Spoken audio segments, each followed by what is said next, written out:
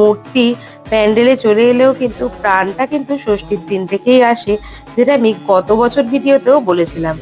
ভেতরটা যেরকম মন্দিরের আদলে তৈরি হয় সেরকমই হয়েছে, প্রতিমা যেরকম হয় প্রতি বছর সেরকমই সুন্দরই হয়েছে। সাবেকি প্রতিমা আমার দেখতে কিন্তু বেশ ভালো লাগে। মহালয়ার দিন যেহেতু আমরা ইভিনিংটা বেরিয়েছিলাম আর ওই দিকটাতেই গেছিলাম, তো ভাবলাম যে আসার পথে কেনই বা দেখবো না, যখন ওপেনিংই হয়ে গেছে। যদি পরে শুনি ভালো হয়েছে তবে কিন্তু আফসোস থাকতো।